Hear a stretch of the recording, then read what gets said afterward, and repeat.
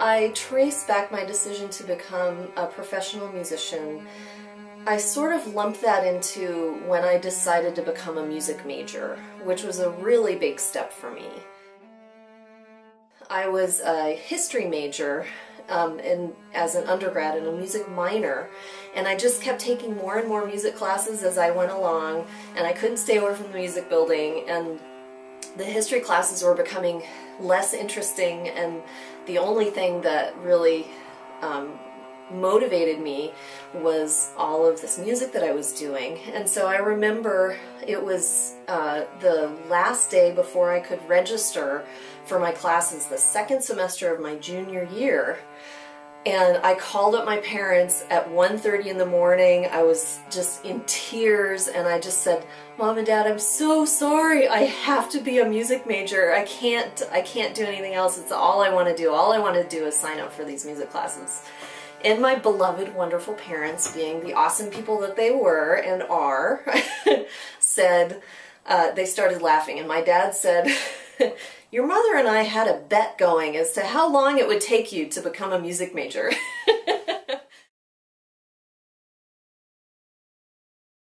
I started cello when I was 9 in the 4th grade.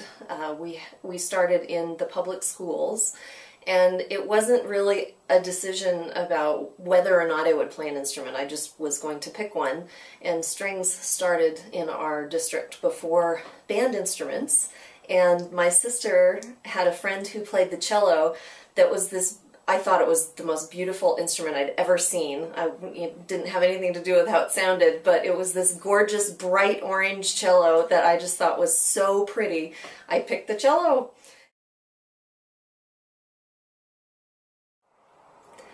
I won my audition and joined the symphony full-time in the fall of 2006. So this, I think, if I'm doing the math right, this is the beginning of my 6th season as a full-time musician in the corps. This is an interesting question. It changes day to day as far as favorites go.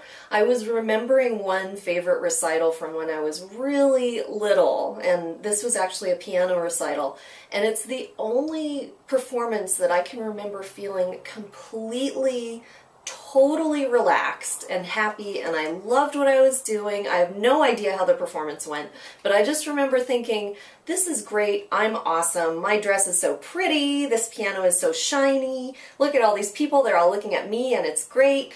That's the last time I can ever remember feeling that at ease performing.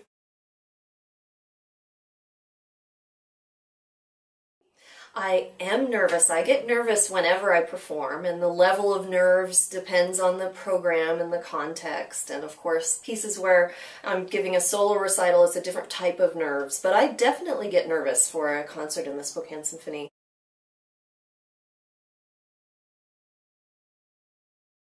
Performing is like anything else. The more you do it, the better you get at dealing with how you feel. And I do get nervous, but performing all the time helps me know how I get nervous, what happens when I get nervous, and I can learn to play through the nerves and still focus on the music.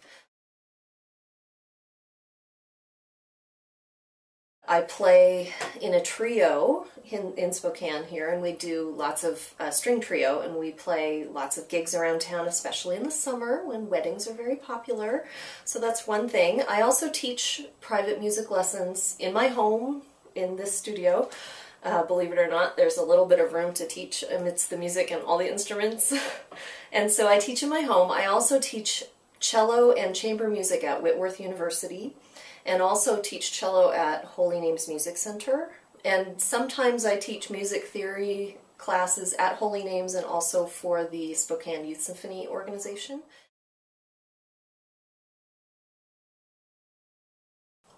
I think one thing people don't always realize is how much we play, how many concerts we give throughout the season.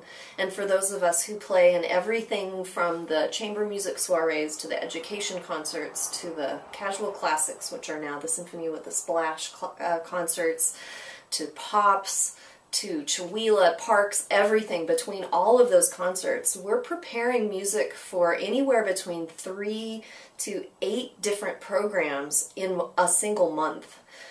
In September, we've prepared 3 different programs. We will have had 5 different concerts or performances with 3 different programs in September. In October, I sat down and counted, and for those of us playing in everything, it's 8 programs in October.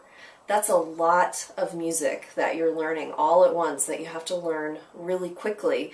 And that's part of kind of the second misconception I think that people might have, which is how much time we have to spend outside of rehearsal learning our music. Because if we have 8 programs in October, many of them are very challenging, and some of them we have 1 rehearsal and then the performance. And if we come to that rehearsal without any concept of the music that we're playing, it's going to sound really terrible.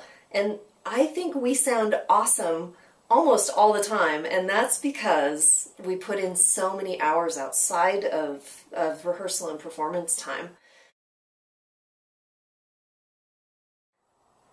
I feel so lucky that I get to work with the amazing musicians in the symphony. I'm inspired every time I get up on stage. I'll be at the end of an 8-hour day of teaching for 6 hours in a row and completely exhausted, and I will have had my 4 students that didn't practice that week all right before rehearsal. I will have had no dinner and probably no lunch and hadn't had anything since coffee in the morning, and I'll just be grumpy, and I'll know that rehearsal's going to be so hard and the music is so tough, and I didn't practice it except at 7 in the morning and it's been hours, and I'll sit down with this horrible frame of mind and start rehearsal, and by the end I leave and I call John from the car before I start driving. I call John from the car and I say, John's my husband, and I say, John, I love my job. I love playing with all these people. I think it's the people that inspire me the most, more than anything else about what I do. And you're going to have to edit this out because I'm going to cry. I started out in music, and music was always part of my life, a big part of my life. But I was totally determined not to be a professional musician when I was younger. And there's this, we lived in a small town, we were all musicians, we were weird that way. Nobody else was focused on music. And so the local newspaper did this story about my family, the whole musical family, and we talked about the instruments we played and everything. And in that interview, I think I was in the 7th grade, I have this great quote of, they're asking me, well, what do you want to be when you grow up? And, and I said, anything but a musician. And I just feel really, really fortunate that I was able to make that decision in spite of myself and take that road that's taken me down this amazing and fulfilling journey.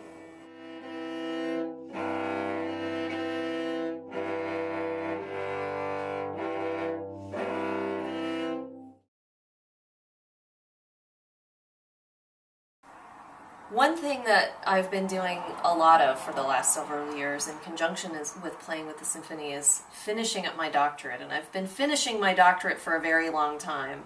But when I was commuting very frequently between the University of British Columbia in Vancouver and Spokane while working on this doctorate, one of the things that would keep me from going crazy was listening to Cake in the stereo on the long drive back and forth to and from Vancouver. Well, that and Harry Potter books on CD. Really?